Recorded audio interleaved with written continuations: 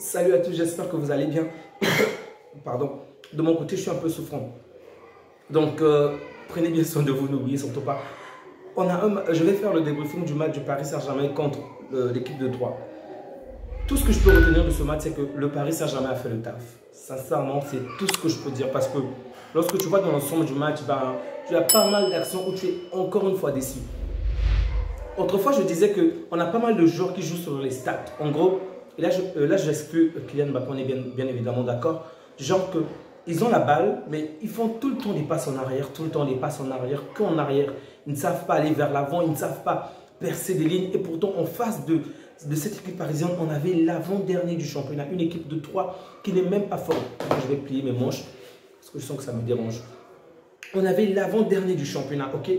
Cette équipe, elle n'a rien proposé de très intéressant ou comme les avant. Si c'était en Angleterre, j'aurais pu comprendre, ok, qu'on puisse jouer avec autant de réserves. Mais pendant toute la saison, on répète les mêmes affaires, les mêmes problèmes.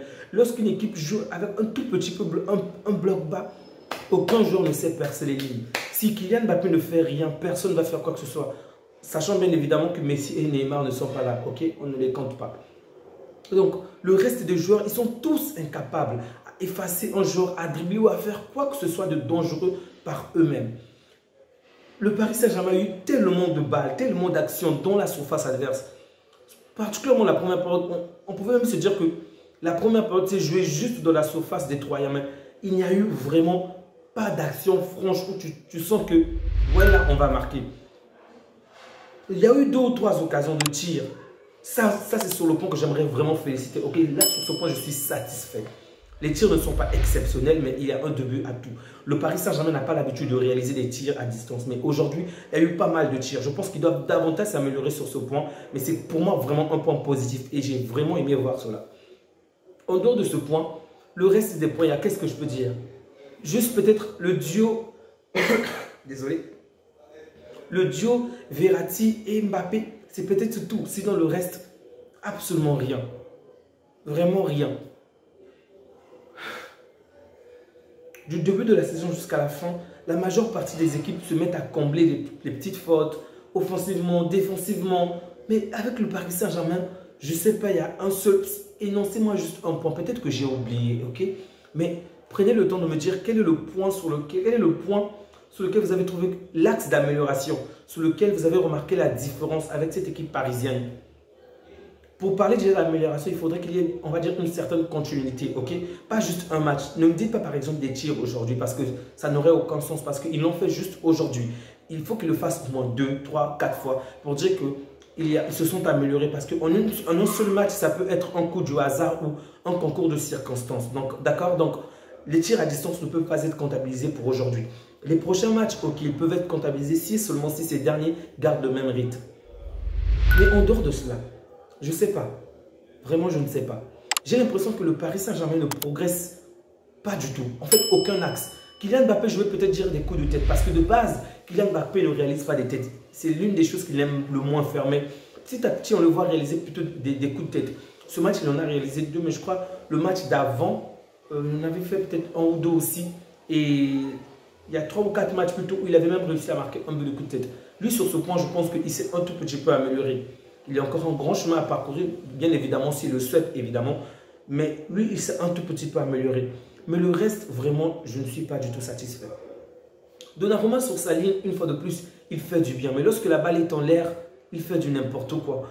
Il a arrêté quand même pas mal d'actions décisives, ok? Mais une action à laquelle on ne s'attendait vraiment pas que l'adversaire marque, il suffit de le voir plonger, tu te rends compte que ouais, ce gardien n'est pas rassurant. Parce qu'aujourd'hui, il n'a pas commis plusieurs fautes. Ok, je précise que c'est une faute et ça peut arriver à n'importe qui. Mon problème, ce n'est pas là. On a joué contre une petite équipe qui ne nous a pas réellement mis en danger. Êtes-vous certain que si en face de nous, on avait une grande équipe, pardon, retirons les équipes de la Ligue 1, parce que les équipes de la Ligue 1, vraiment, j'ai l'impression que d'une certaine manière, elles sont vraiment fautives aussi par rapport aux performances du Paris Saint-Germain. Parce que lorsqu'on va en Liga, lorsqu'on va excusez-moi, à la Première Ligue, lorsqu'on va dans d'autres championnats italiens, bref, il y a tellement d'adversaires compétitifs que ça te pousse constamment à t'améliorer. Mais avec la Ligue 1, tu te rends compte que Il n'y a que le Paris Saint-Germain. Lens qui essaie de s'améliorer, qui s'améliore petit à petit. Ok, Marseille un tout petit peu encore et peut-être encore à Monaco. Mais le reste des équipes vraiment sont éteintes. Et tu te dis que à force de jouer constamment avec les mêmes adversaires, ben, tu ne vas pas t'élever. Et ça, c'est prouvé. En fait, il faut que tu puisses davantage jouer avec des personnes qui ont au moins le même niveau que toi, sinon un niveau supérieur à toi, pour te pousser constamment à t'améliorer. Et d'un autre côté, je me dis, c'est aussi l'une des raisons pour laquelle nos joueurs ne se surpassent pas. Bon, vous pouvez aussi énoncer que le Bayern est pratiquement dans une situation similaire parce que il y a pas mal de petits clubs aussi au championnat allemand. Mais chez eux, je dirais, il y a beaucoup plus. En fait, il y a des clubs plus compétitifs que le championnat français. Ça, c'est vrai. Il y a les Leverkusen, il y a Dortmund, il y a Francfort, il y a Berlin, Union. Il y a pas mal de clubs aussi qui viennent, qui sont déjà mieux que le championnat français. Je ne veux pas dénigrer le championnat français, mais il faut le dire. Le Paris Saint-Germain n'a pas vraiment de véritable adversaire. Il suffit de voir les performances de tout ce championnat, ok?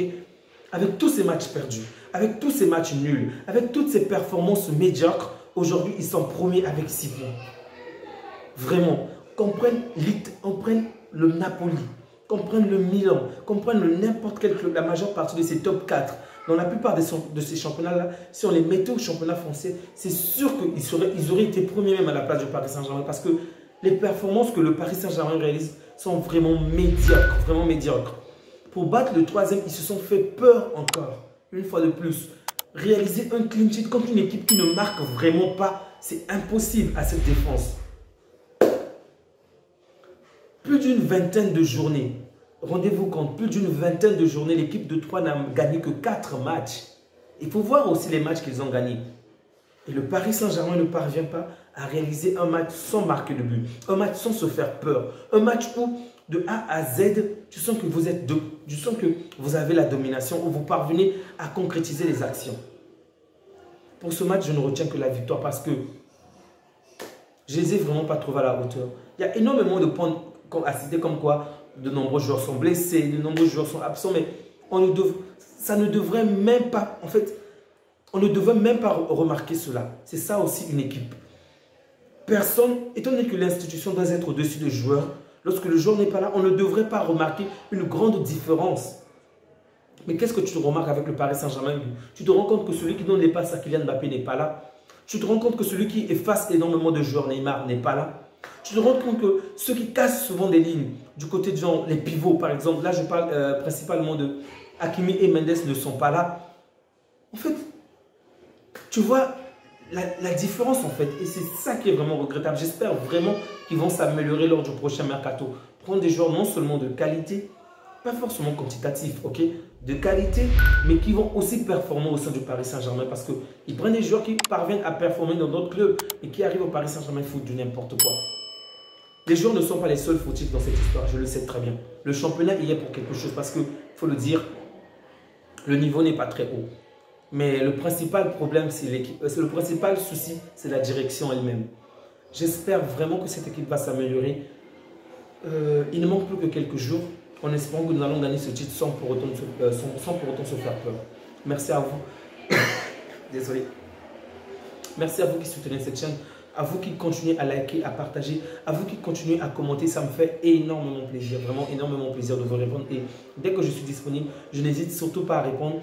Et j'espère que cette chaîne va continuer à s'agrandir ainsi qu'on va former une communauté vraiment attractive, unie, pour pouvoir échanger sur pas mal de sujets. Et même avoir des lives avec vous si possible, lorsqu'on aura bien évidemment le matériel nécessaire. En tout cas, je vous souhaite une agréable soirée. Prenez bien soin de vous ainsi que de vos proches. Que Dieu vous garde. Au revoir.